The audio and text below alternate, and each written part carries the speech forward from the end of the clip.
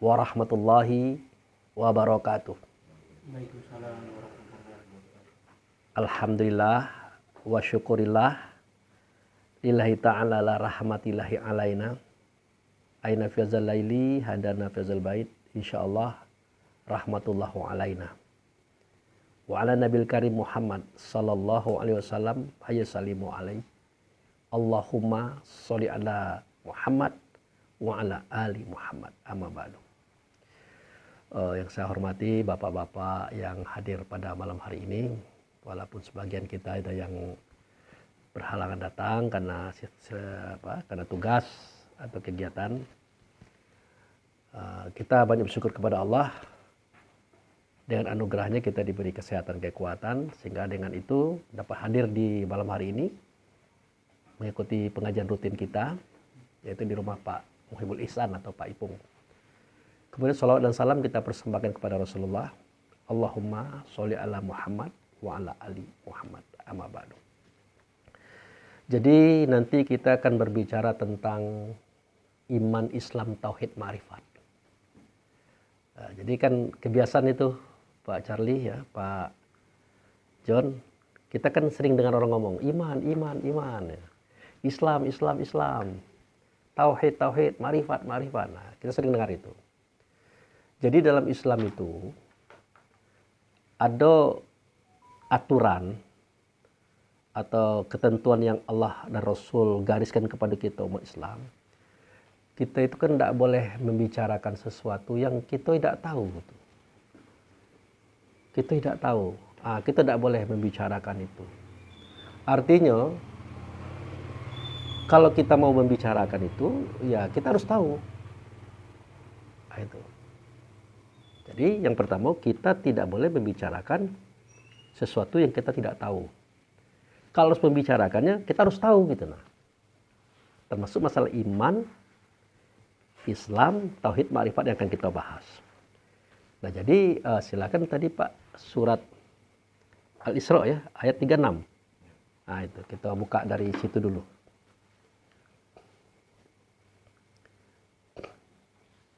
Jadi kita santai Pak John, ngajinya santai aja. Sambil makan kue, makan pempek, merokok.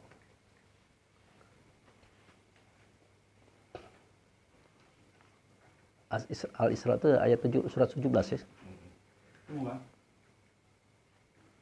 Surat 17 Pak.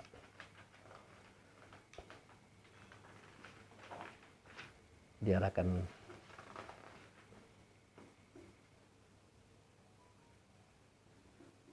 ketemu Pak Charlie? Ayat berapa tadi Pak? Ayat 36.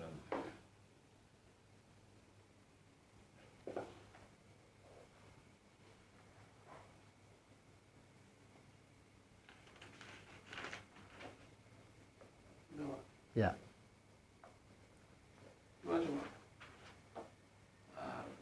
Ya. Silakan. Dan janganlah kamu mengikuti sesuatu yang tidak kamu ketahui, karena pendengaran, penglihatan, dan hati nurani semua itu akan diminta pertanggungjawabannya. Coba Arabnya.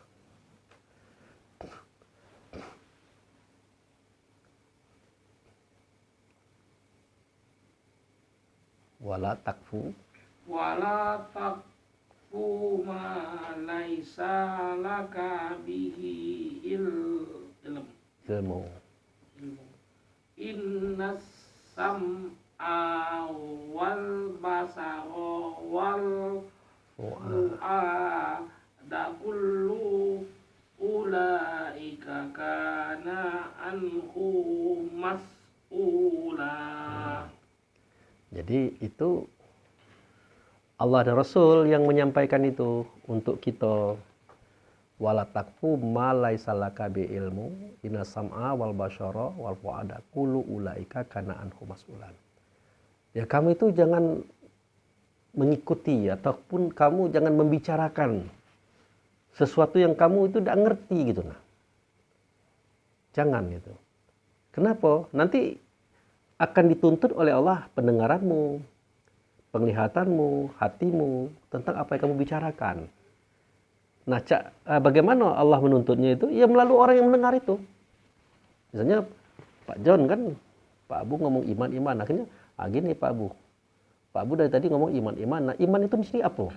Gitu. Jadi Allah itu akan menuntut sendiri melalui orang. Nah, yang jadi masalah adalah seketika kita mengatakan sesuatu, kita tidak tahu dengan apa yang kita katakan, menjatuhkan diri kita. Nah, kedepannya setiap pembicaraan kita, orang tidak percaya. Adalah Pak Abu tuh ngomong baik, dia juga tidak ngerti kayak omongan dia. Nah, kenapa? Ya saya pernah punya pengalaman. Dia ngomong ini. Pas saya tanya, dia tidak ngerti juga. Artinya akan menjatuhkan kita. Kata Tuhan, jangan. Dalam bahasa lain, Tuhan itu mengatakan, kamu itu jangan menjatuhkan diri kamu. Dengan cara mengatakan kata yang kamu tidak tahu. Nah, ini banyak terjadi, Pak. Maaf yang kita ngomongkan, jangankan di kalangan masyarakat umum, bahkan di kalangan mubalik banyak yang seperti itu. Dia mengatakan kata, dia tidak tahu dengan apa yang dia katakan. Nah, kita bisa melihat itu dari cara dia ngomong itu. Gitu. Seperti, marilah kita bersalawat kepada Rasulullah. Karena dengan bersalawat itu, kita akan mendapatkan syafaat di akhirat nanti. Itu. Nah, pas dia ngomong salawat itu, pasti dia ngomong, Allahumma sholli ala Muhammad. Itu. Pas ditengok dalam catatan, ya Allah sejahterakan Muhammad. Sebagaimana engkau sejahterakan Ibrahim. Padahal bukan sejahtera artinya itu. Ya Allah hubungkanlah aku dengan Muhammad. Sebagaimana Ibrahim telah berhubung dengan Muhammad. Nah, dari situ kita tahu.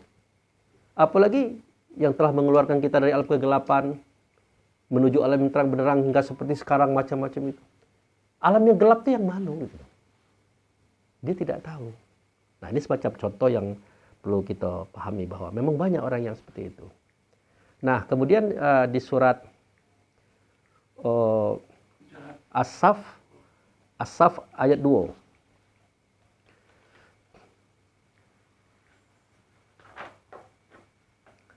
Surah As-Saff ayat 2. Itu cerita itu juga tuh. Karena Allah paling tidak suka nengok orang yang ngomong atau berbicara, dia tidak ngerti gitu. Nah itu. Ya. Ya ayyuhalladzina amanu lima taquluna ma la taqulun. Wahai orang-orang yang beriman, mengapa kamu mengatakan sesuatu yang tidak kamu kerjakan? Waalaikumsalam warahmatullahi wabarakatuh. Kami beguyur nih, Pak.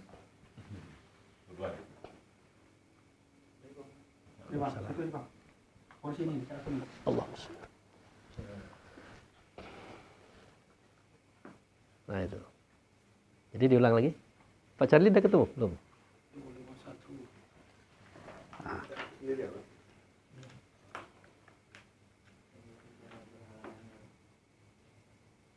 Ayat 2, Pak. Ya.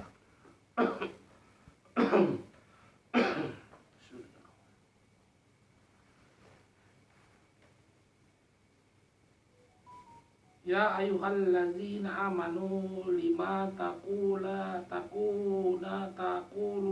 ma la taf'alun.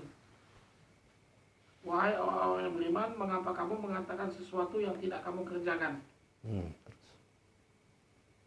Udah, Pak. Ya. Ayat berikutnya. Ayat berikutnya. Ayat 3. Ayat 3. Kabura maktan indalahu an taqulu ma la taf'alun. Terus terjemahannya? Itu sangatlah dibenci di sisi Allah jika kamu mengatakan apa yang tidak kamu kerjakan. Nah, orang banyak mengartikan janganlah kamu mengatakan perkataan yang perkataan itu tidak kamu amalkan gitu kan. Jadi itu sudah bergeser pada hakikat. Nah, sebenarnya begini kalimat itu, janganlah kamu mengatakan kata itu bukan pengalaman kamu gitu. Jadi kita tuh harus membicarakan yang kita tahu, ya itu memang pengalaman kita. Nah, jadi janganlah kamu perkatakan kata yang bukan pengalaman kamu, yang bukan pekerjaan kamu, yang memang bukan pernah kamu buat gitu. Nah, karena Allah tidak suka dengan kamu tuh. Allah benci dengan kamu tuh ngomong yang seperti itu. Nah, gitu kira-kira gambarannya. Kenapa Iya, di dalam dada kita kan ada yang datang daripada Tuhan itu. Gara-gara kita itu, maka dia jatuh, terhina dia. Nah, kemudian hukumnya orang yang menyuarakan, mengatakan kata yang dia tidak punya ilmunya di situ, itu fasik hukumnya. Nah, itu tadi Al-Hujurat ayat 6 kata Pak tadi.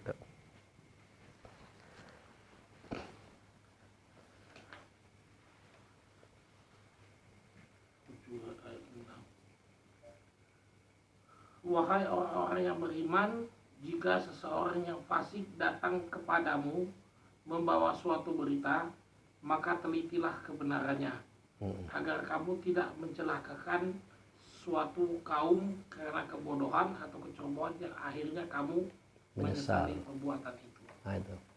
Jadi jika datang orang fasik membawa berita kepada kita, maka cek kebenarannya dulu. Teliti kebenarannya dulu. Kenapa? Boleh jadi kata-kata itu dia dapat dari orang pula. Bukan dari pendengaran dia, bukan dari penglihatan dia, bukan dari pengalaman dia.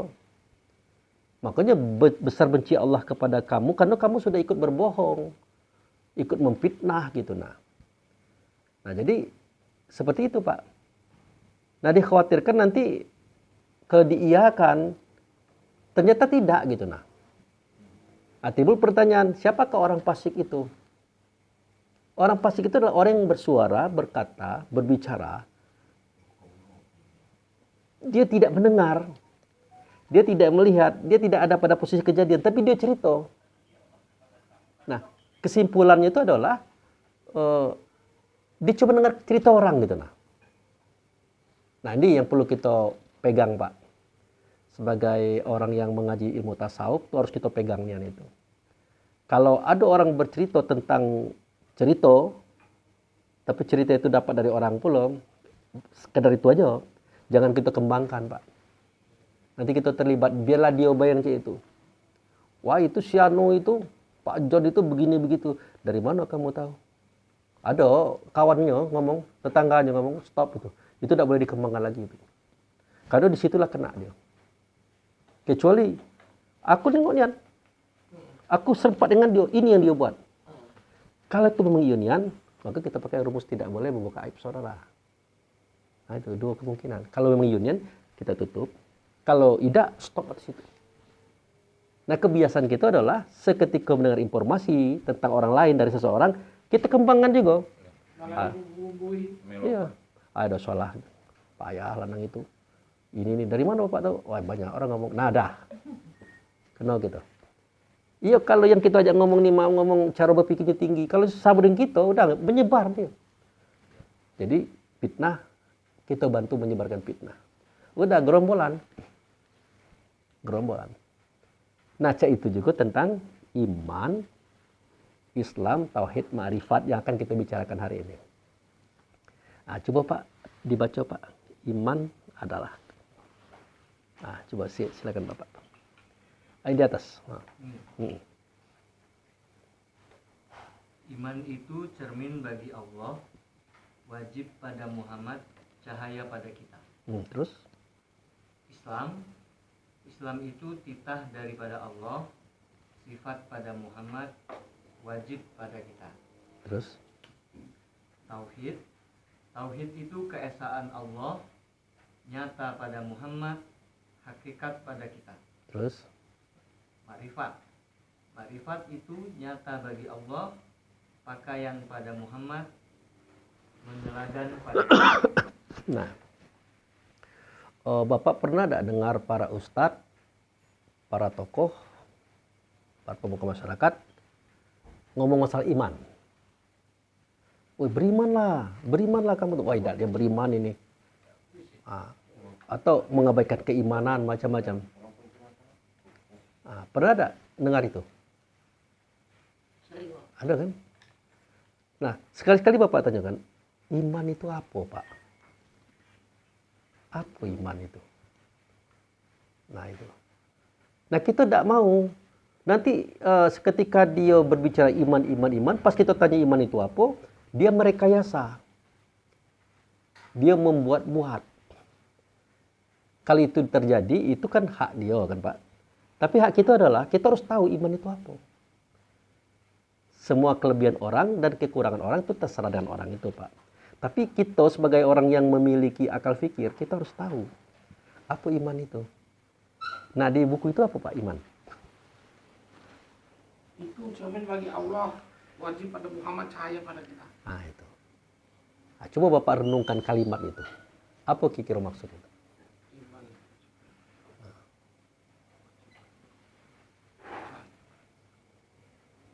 Iman itu cermin bagi Allah. Wajib pada Muhammad, cahaya pada kita.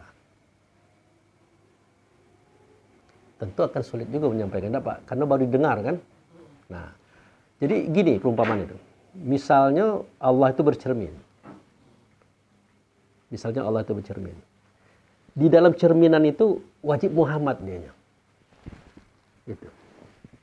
Pak Charlie pernah bercermin? Sering, Pak. Ada gambar Pak Charlie dalam itu? Ya. Tapi apakah itu benar Pak Charlie yang dalam itu? Iya. Iya. Pak Charlie bercermin nih. Ya. Dalam cermin itu kan ada gambar yang sama dengan Pak Charlie. Ya. Apakah itu tuh Pak Charlie? Iya. Apa bukan bayang-bayang Bapak? Bukan. Oh, bayang-bayang. Iya. Soalnya pas Pak Charlie pergi, barang itu tidak ada lagi. Cerminan, ya bayangan, Pak. Iya, itu maksud saya. Iya. Nah, jadi seketika Allah itu bercermin, Pak. Wajib dalam gambar itu Muhammad. Gitu. Jadi kalau kita ingin melihat Allah, lihatlah Muhammad. Tapi ingat, bukan Muhammad orang Arab. Ini kan kadang seketika kita ngomong Muhammad langsung ke orang Arab kan. Wih, berarti Allah itu punya kepala Pak Abu. Punya leher, punya badan, berjanggut macam-macam. Karena pemikirannya lari ke orang Arab. Nah, kita tidak bercerita itu. Jadi iman itu cermin bagi Allah, wajib pada Muhammad. Jadi seketika Allah itu bercermin, cerminan Allah itu adalah Muhammad itu. Nah itu. Di kita, cahaya. Siapa cahaya itu? Itulah roh kita. Itulah diri kita sebenarnya diri. Cahaya. Cahaya siapa? Ya cahayanya Muhammad. Muhammad cahaya siapa? Muhammad cahayanya Allah. Mungkin Bapak pernah dengar istilahnya Nur Muhammad, Nur Allah. Allah Maha Nur. Makanya ada dalam surat An-Nur itu kan, Nur ala Nur. Nur di atas Nur, Nur dilindungi Nur, dan seterusnya. Nur meliputi Nur. Jadi Allah itu cahaya, Muhammad cahaya, kita juga cahaya. Jadi iman itu cermin bagi Allah, wajib pada Muhammad cahaya di kita. Nah persoalannya setelah kita tahu bahwa kita ini adalah cahaya, bisa tidak kira-kira Pak Charlie membaca ini tanpa cahaya lampu ini? Bisa tidak kira? Bisa Pak? Tidak bisa. Berarti harus ada cahaya kan? Nah,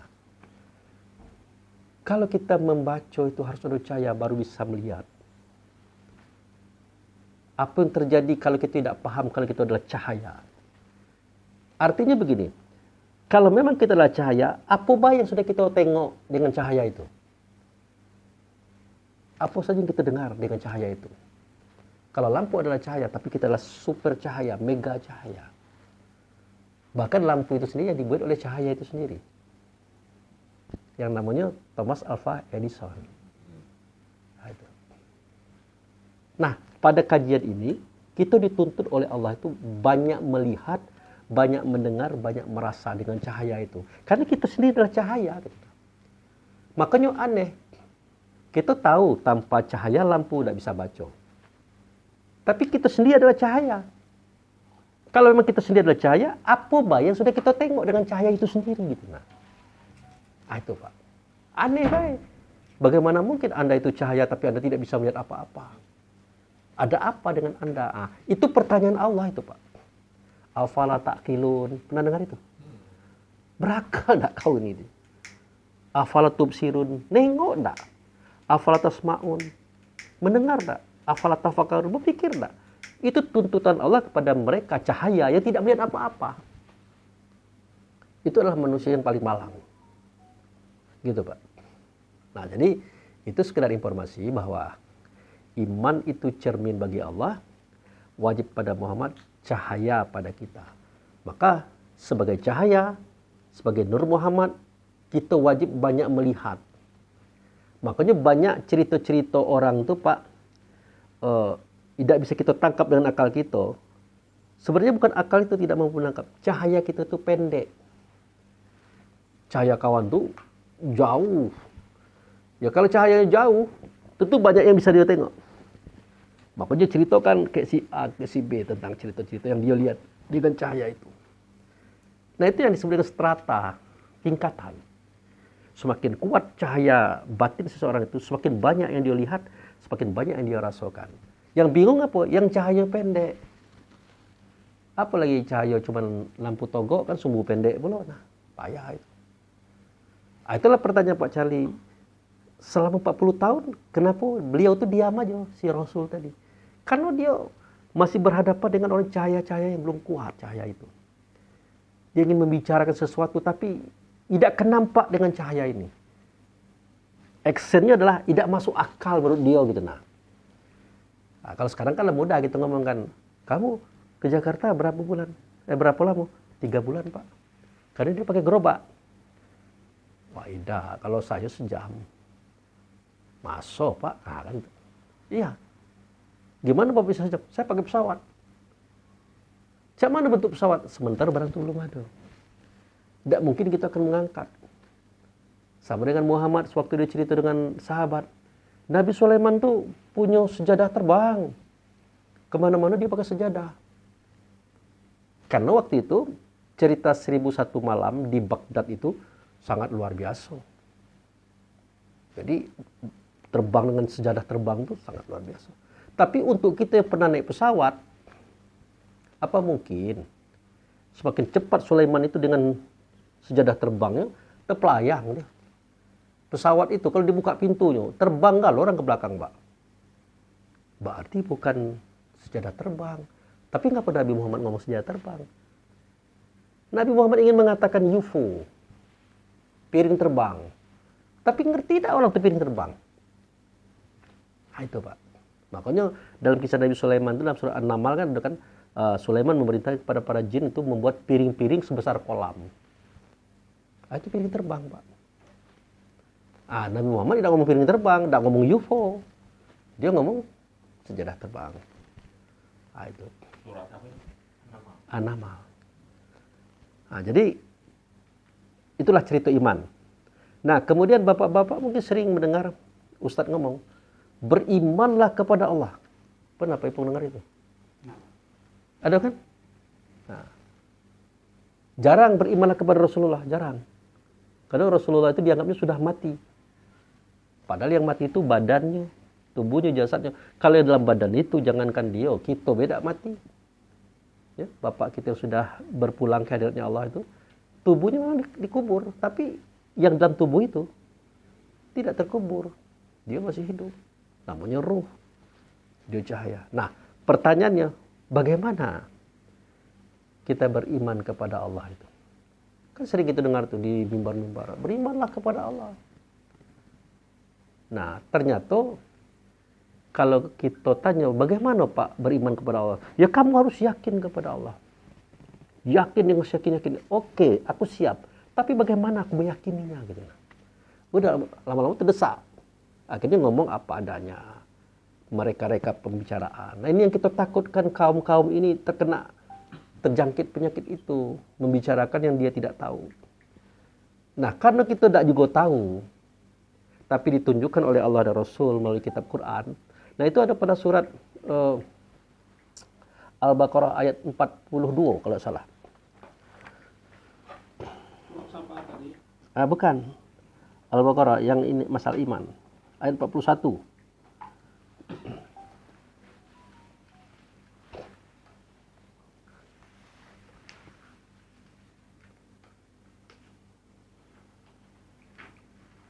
Jadi siapa yang ketemu duluan itu yang baca ya.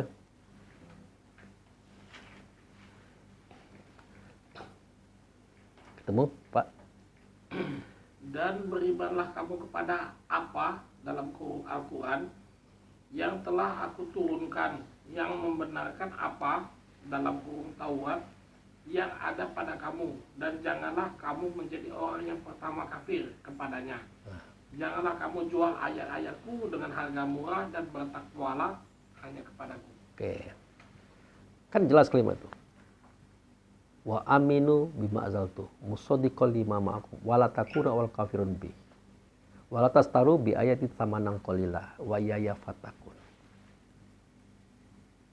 Berimanlah kamu kepada apa yang sudah kuturunkan ia ada pada kamu. Nah, di situ Tuhan tidak berkata Quran, Pak. Ya kan? Dia tuh ngomong kayak gitu. Apa yang sudah diturunkan Tuhan kayak gitu? Yang diturunkan Tuhan kepada kita adalah kebenaran, Pak. Nah, segala kita ini ngomong kebenaran galau. Pas tengok kitab Quran ada kalimat berbunyi ini, al-haqqu bi rabbik wala takunanna minal mumtarin. Kebenaran itu datang daripada Tuhan, maka janganlah kamu ragu kepadanya. Nah, lalu apa kebenaran ini? Rupanya al-haqqu itulah roh kita. Jangan ragu kepadanya. Kenapa? Karena dia menyuarakan suara Allah, menyuarakan suara Rasul kepada kita. Nah, disuruhlah kita percaya dengan roh itu. Itu yang turun kepada kita, Pak. Nah, jadi kalau di situ dituliskan Quran, berimanlah kamu kepada apa yang kuturunkan, Quran dalam kurung, pada saat itu Quran ini belum ada. Oke. Jadi seakan-akan ayat ini sempit. Seakan-akan Allah berbicara kepada Nabi Muhammad, padahal dia berbicara kepada setiap jiwa, setiap diri, setiap kita, sepanjang masa. Jadi wa aminu bima ansaltu musaddiqal lima ma'akum. Nah, dia tuh kerjanya memperbaiki perangai kita. Kalau kita mulai salah, dia ngomong jangan. Kalau kita mulai keliru, jangan. Ah, itu. Di sini paham, Pak? Percayalah kamu kepada apa yang kuturunkan ia ada pada kamu. Nah, dia menyuarakan suara Allah, mengatakan kata Allah. Pernah tak bapak-bapak melakukan suatu kekeliruan, tapi ada di hati itu mengatakan jangan. Jangan. Bahkan kita memaksakan diri, akhirnya bergetar hati itu kan. Dup, dup, dup. Nah, itu.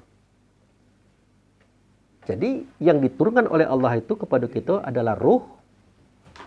Ya. Kemudian ruh itulah yang akan memperbaiki apa yang ada pada kita. Ini juga hati-hati, Pak. Hati-hati. Nah, kita uji dulu. Berimanlah kamu kepada yang aku turunkan ia pada kamu. Oke, kita sudah sepakat ya. Al-haqqu mir rabbik wala takunanna minal mumtarin. Kebenaran itu yang turun daripada Tuhan. Kamu jangan ragu kepadanya, karena dia menyuarakan suara Tuhan. Dalam hal ini adalah roh, kan? Nah, ya kan? Yang diturunkan ini adalah roh, kan? Oke. Yang disuruh percaya dengan roh ini siapa?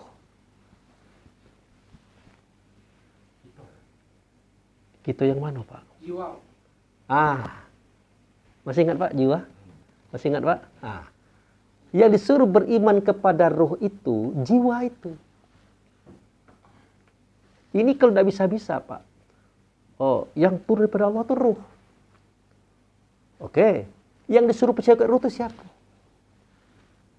Nah, karena kita sudah belajar jiwa, nafs atau manusia. Nah, inilah yang disuruh percaya kepada ruh itu. Nah, itu.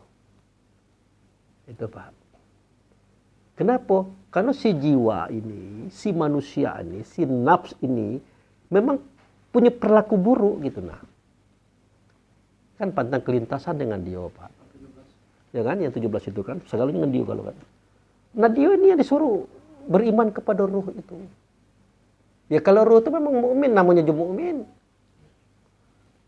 Disuruh beriman. Kenapa? Dia menyuarakan suara Allah, mengatakan kata Allah. Yang suka ngambil duit orang itu siapa, Pak? Manusia, Pak, pasti, Pak. Karena manusia itu yang suka menggunakan duit untuk makan. Kalau ruh tidak berguna ke dia, Pak. Jadi manusianya diingatkan. Si jiwanya diingatkan. Nafsu ini diingatkan, berimanlah kamu kepada ruh yang kuturunkan ada pada kamu. Gitu kan? Kemudian di situ ada kalimat wala tastaru bi ayati samanan qalila, ada.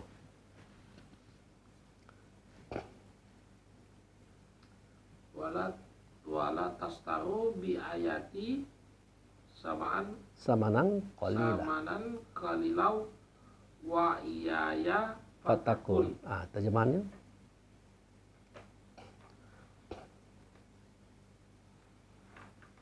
dan janganlah kamu menjadi orang yang pertama kafir kepadanya.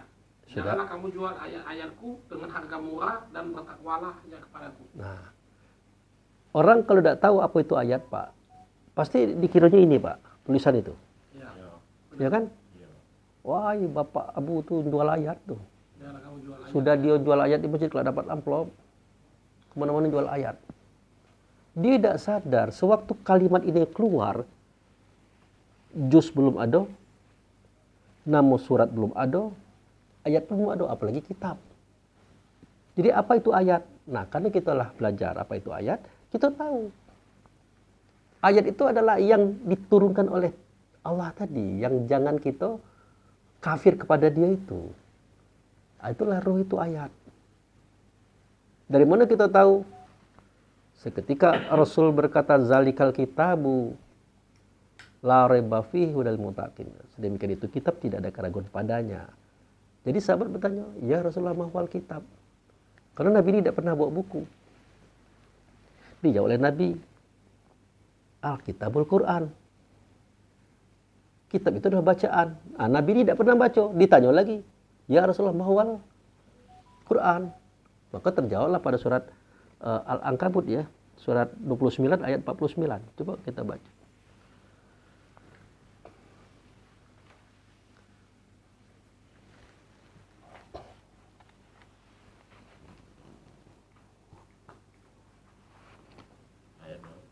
Ayat 49.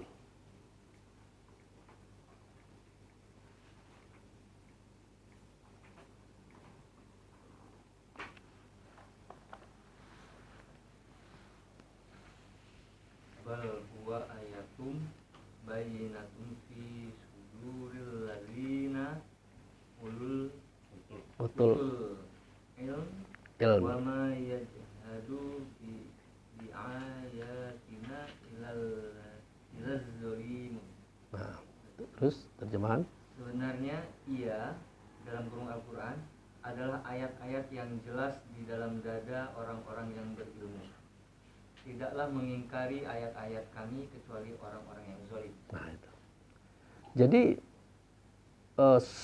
kitab itu adalah Quran. Quran itu adalah ayat dalam dada gitu. Nah. Dia adalah menunjuk kepada ruh. Tidak ada yang mengingkari daripada ayat ini kecuali orang zalim. Orang zalim itu tadi. Yang diajak Tuhan ngomong tadi. Berimanlah kamu kepada yang aku turunkan tadi. Orang zalim itu manusia, Pak. Orang zalim itu adalah jiwa yang punya 17 sifat. Nah, tidak ada yang akan mendustakan itu kecuali orang zalim itulah. Jadi pembicara ini tidak pernah keluar diri. Selalu berbicara yang ada dalam diri kita.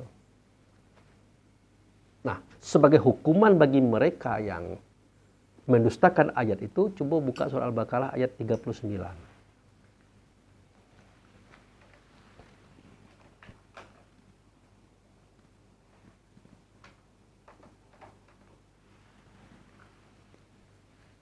Adapun orang-orang yang kafir dan mendustakan ayat-ayat kami, mereka itu penghuni neraka. Mereka kekal di dalamnya. Nah, allazina kafaru wa kazzabu bi ayatina ulaika ashabun nari hum fiha khalidun. Nah, itu Pak. Jadi orang-orang yang kafir dan mendustakan ayat kami, ya mereka itu kekal dalam neraka gitu. Nah, kenapa dia kekal dalam neraka? Dalam bahasa lain, neraka itu dia itulah gitu. Nah, maka sama dengan pertanyaan kawan yang di video yang sudah-sudah itu, yang beliau tersinggung seketika nonton channel-channel dialog Islam dan non-Islam itu kan, apa itu Tuhan kalian tidak punya pekerjaan, sudah menciptakan makhluk, Kemudian dia siksa pula, dia paksa pula masuk neraka. Jadi kawan ini tersinggung. Bahkan orang agama seberang itu ngomong, ada ayatnya. Tak satu pun kamu itu pasti masuk ke dalam neraka itu. Itulah surat Maryam, ya, ayat surat 19 ya, Maryam itu ayat surat nomor 19 ayat 72, Pak. Surah Maryam Ayat 72. Jadi kita harus tahu neraka itu apa, surga itu apa gitu.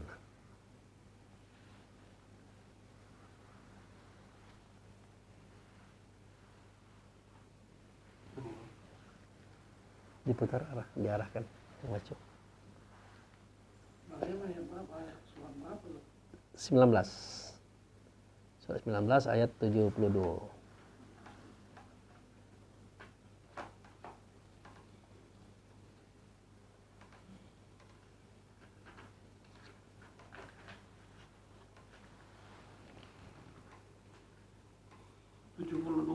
Iya. Kemudian kami akan menyelamatkan orang-orang yang bertakwa dan membiarkan orang-orang yang zalim di dalam neraka dalam keadaan bermutu. Ayat di atasnya.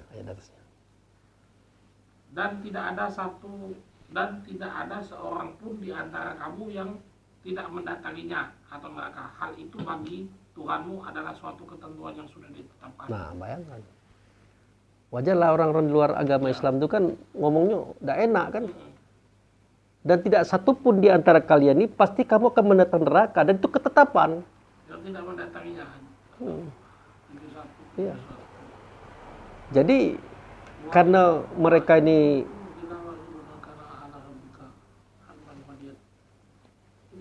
ya, itu dalam bahasa lain itu. Neraka ada bahasa lainnya. Nah, jadi kejamnian memang Tuhannya orang Islam itu. Tidak satu pun kamu pasti kamu akan mendatanginya. Iya. Nah, ternyata an-naru atau api itu yang panas, yang pedih, yang perih, yang sakit, yang pengap, yang menyiksa itu. Mana dianya? Itulah yang bersifat dengan sifat yang 17 tadi. Dia adalah jiwa, dia adalah manusia, dia adalah nafs. Tidak satu pun kita pasti dimasukkan ke dalam itu. Semuanya. Karena kita adalah ruh, neraka itu adalah jiwa atau nafs atau manusia, dia adalah tubuh kita. Makanya pada surah At-Tin itu ada kalimatnya, coba At-Tin. Itu terang sekali Allah mengatakan itu.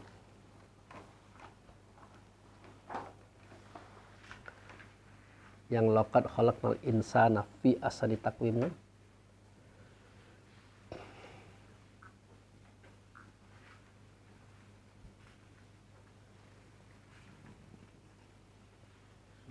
Kami benar-benar telah menciptakan manusia dalam bentuk yang sebaik-baiknya. Ya, terus? Kemudian kami kembalikan dia ke tempat yang serendah-rendahnya. Kecuali orang-orang yang beriman dan mengerjakan kebajikan. bagi mereka. Maka mereka akan mendapatkan pahala yang tidak ada putus-putusnya. Nah, jadi memang betul. Laqad khalaqnal insana fi ahsani taqwim. Kami jadikan insan itu pada sebaik-baik kejadian. Apa maksudnya? Yang menciptakannya Allah, asalnya Muhammad, namanya mukmin. Itulah ruh kita. Nah, insan itu adalah nama tubuh yang dinamakan kepada ruh tadi, Pak. Seketika ruh sudah masuk di tubuh. Nah, dijatuhkanlah ke lembah yang hina. Asfali itu kalau bahasa Indonesia aspal, Pak.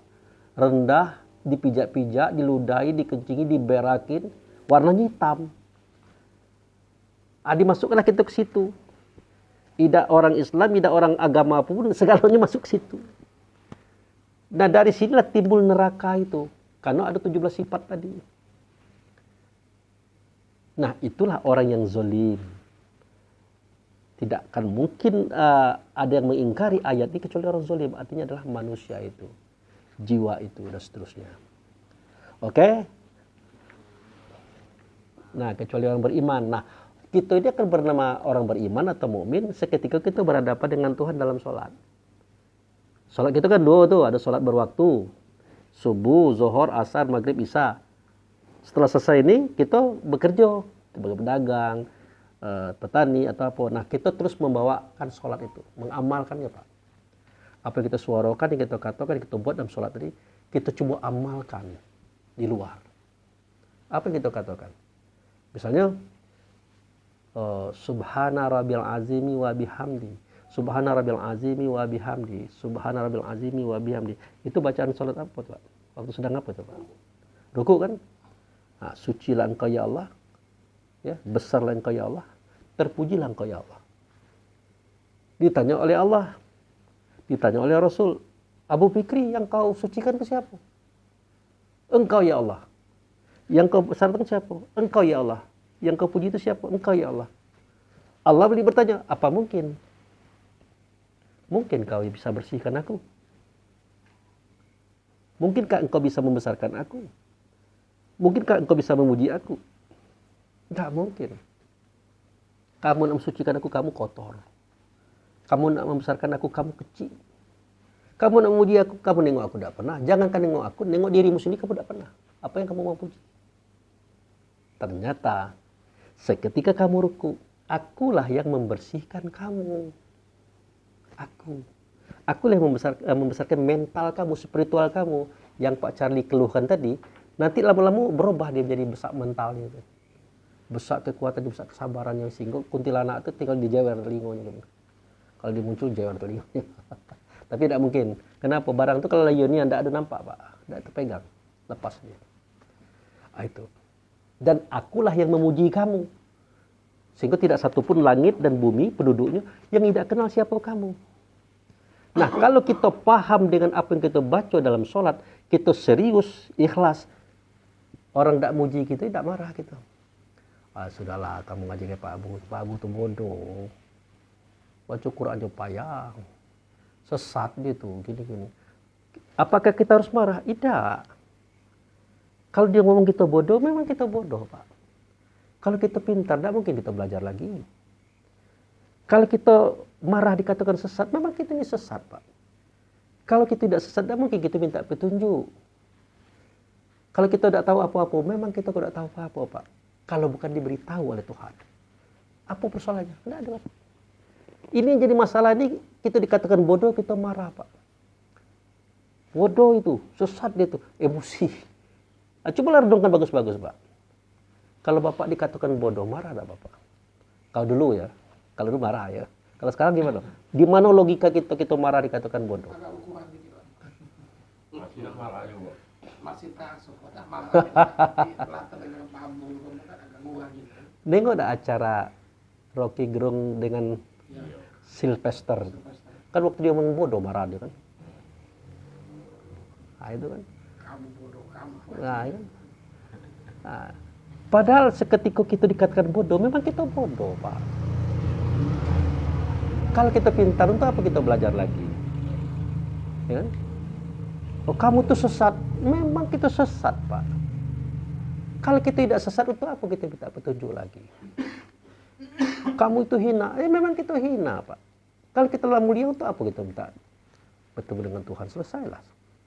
Nah, kalau kita paham dengan itu, Pak, dengan cerita ruku itu baik, no problem hidup ini, Pak. Tidak ada masalah. Pak Abu itu penyabarnya. Kata kenal bodoh, diam baik, senyum-senyum dia. Pasti ada kunci. Itu tunjuk kayak dia. Itu kuncinya, Pak. Saya tuh sering dipitnah orang, Pak. Kalau seandainya bukan kado fitnah nih, kondang lah kita, Pak, di Bengkulu nih, Pak. Justru kita kondangnya di luar, di nasional, bukan di Bengkulu. Itu karena suara-suara itu. Yang menerima suara ini orang yang sama gitu. Nah, akhirnya kita buka. Pak Bu, kata orang Bapak ini sesat. Betul. Lah, nggak baca itu, Pak. Baca itu. Ya. Akhirnya mulai berpikir, wah, berarti sesat dengan Pak Bu nih. Ya kalau saya tidak sesat, dan mungkin saya ngomong, ihdinas siratal mustaqim. Bapak ngomong baca itu tidak ada semuanya. Iya, bersama baik Bapak dengan saya itu. Mikir deh. Iya juga.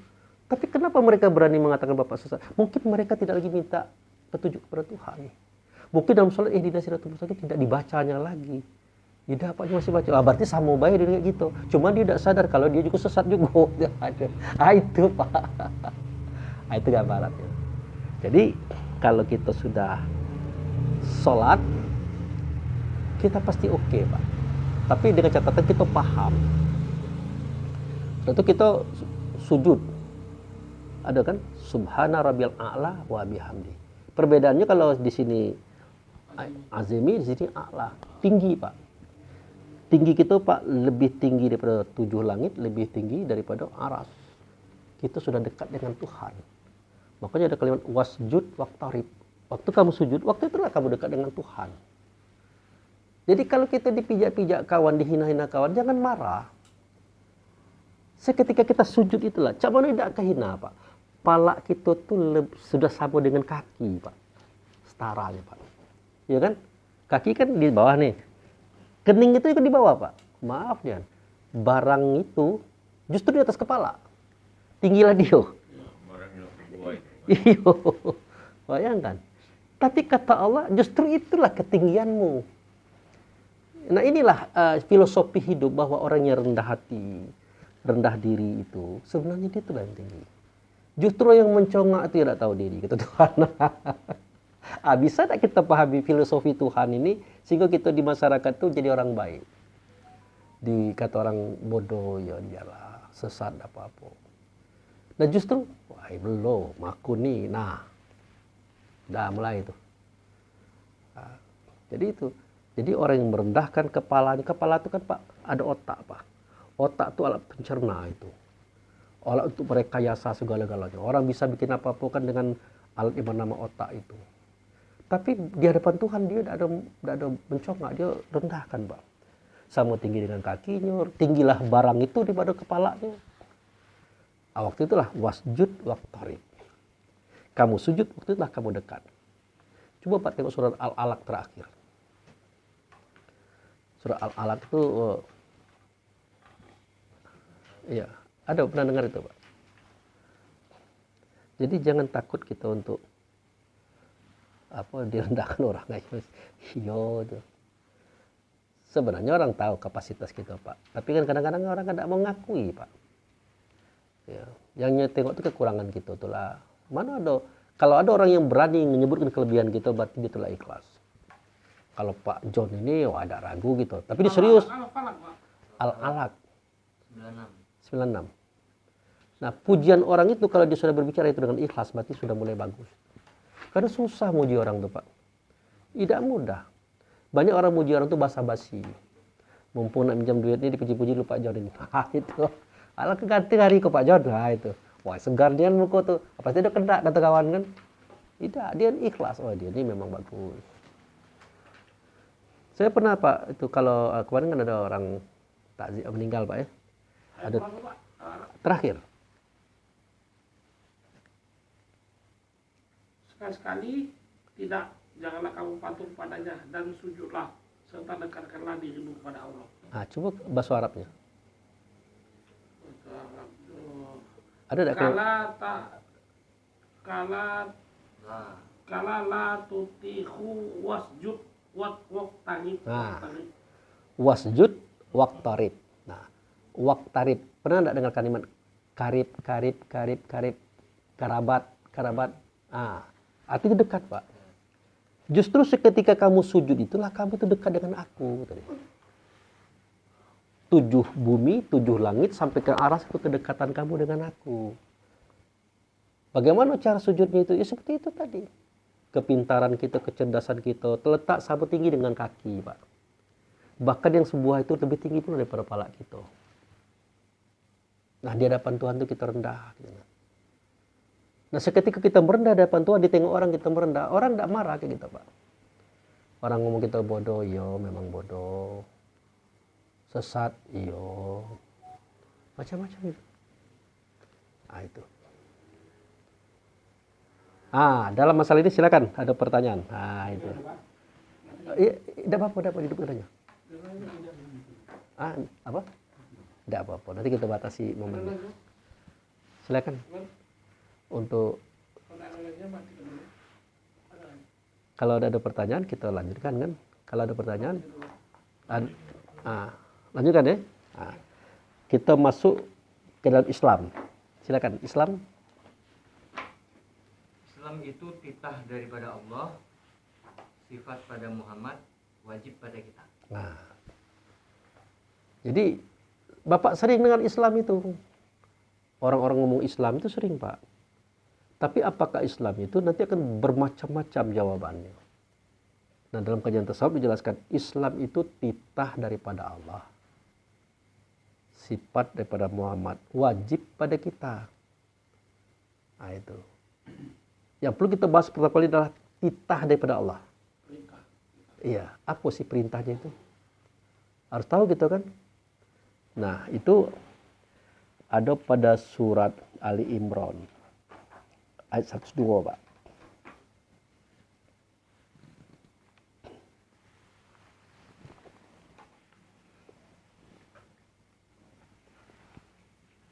Makan dah. Enggak. Kamu belum makan tadi. 102. Enggak. Wahai orang-orang yang beriman, Makan. bertakwalah kepada Allah sebenar-benar takwa kepadanya, dan janganlah kamu mati kecuali dalam keadaan muslim. Oke. Coba Bapak baca pula Arabnya. Ya ayyuhalladzina amanu taqullaha haqqa tuqatih wa la tamutunna illa wa antum muslimun. Terjemahkan. Wahai orang-orang yang beriman, bertakwalah kepada Allah dengan sebenar-benar takwa kepadanya, dan janganlah kamu mati kecuali dalam keadaan muslim. Coba Bapak uraikan, Pak, kalimat itu. Wahai orang beriman. Orang beriman siapa kan? Belum mati. Jadi ya ayyuhallazina amanu. Itu dipanggil, kalimat ya itu namanya huruf nida, huruf panggilan. Wahai orang beriman. Ya. Bertakwalah kamu dengan sebenar-benar takwa. Nah, pertanyaannya apa itu bertakwa? Sederhana, Pak, menjauhkan semua larangannya, melaksanakan semua perintahnya. Itu baru bertakwa, Pak. Sebenar-benar takwa, apa itu? Sebenar-benar takwa adalah kita melakukan itu dengan kesadaran. Dengan kesadaran. Kalau kita menjauhi kekeliruan dengan kesadaran kita, kalau kita melaksanakan kebaikan dengan kesadaran kita ini banyak tidak sadar, Pak. Contoh gini kan, karena kita ini orang baik, datanglah orang ibu-ibu membawa anak, Pak, ngendong, Pak, di Simpang 5. Pak, belum makan, Pak. Ya kan? Spontan kita keluar duit di kantong. Pertanyaannya, siapakah yang melakukan itu? Yang ngasihkan duit ke orang minta tadi? Mukminkah atau jiwa? Ruhkah apakah jiwa? Itu masalah, Pak.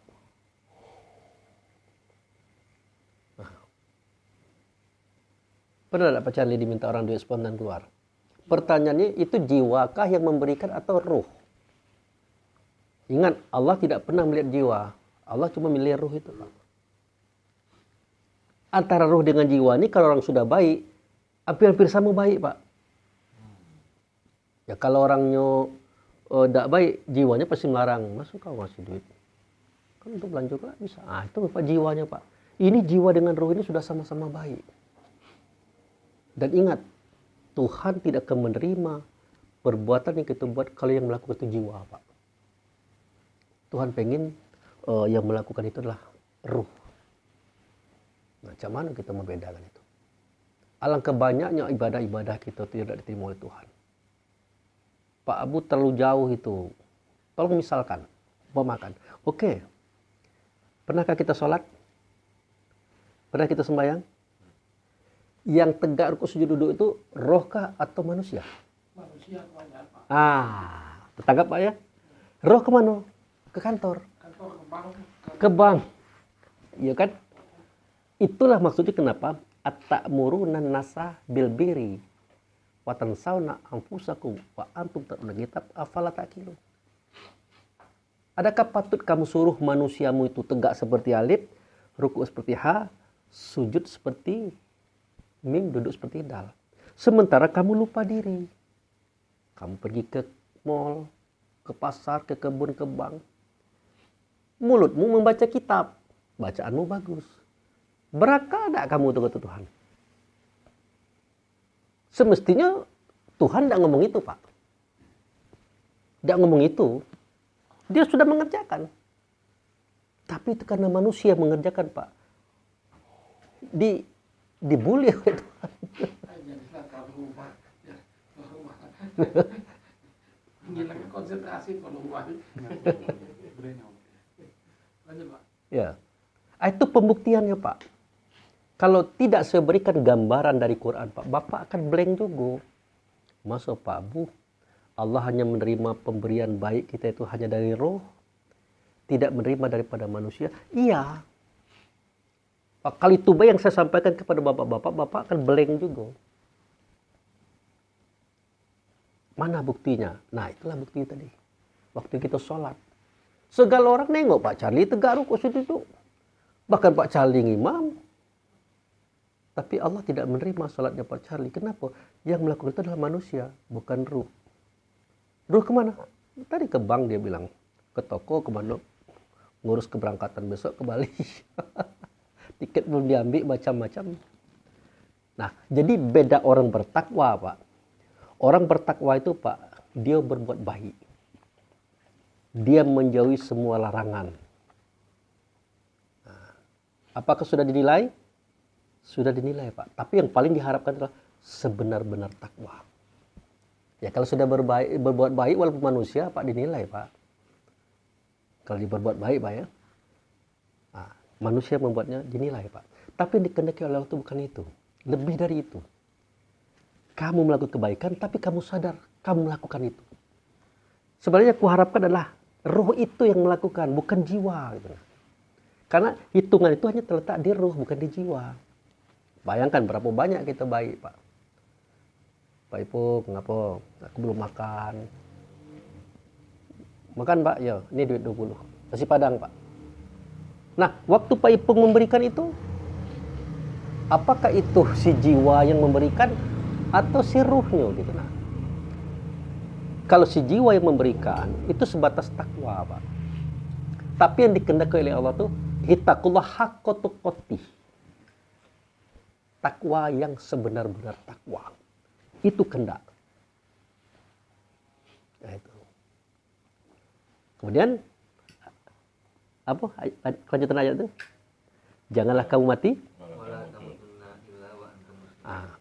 Jangan sampai malaikat maut mendatangi kamu, kata Allah dan Rasul. Sementara kamu belum sampai di negeri selamat. Nah, mana negeri selamat? Harus tahu kita. Mana negeri selamat Pak Ipung? Ya mana Pak Cali negeri selamat? Nah, jadi panjang sejarah kita nih Pak. Panjang. Makanya saya katakan seketika ihdinas siratal mustaqim. Tunjukilah kami kepada jalan yang lurus. Yaitu jalan orang-orang yang sudah diberi nikmat. Kan gitu Pak ya. Yaitu para nabi, para sidikin, para musyahidin, para orang baik-baik. Nah, ghairil maghdubi alaihim.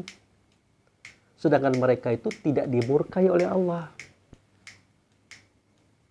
Kita buatlah di situ dalam kurung Yahudi. Waladhdallin, tidak sesat. Dalam kurung Nasrani. Makanya orang marah dengan kita, Pak.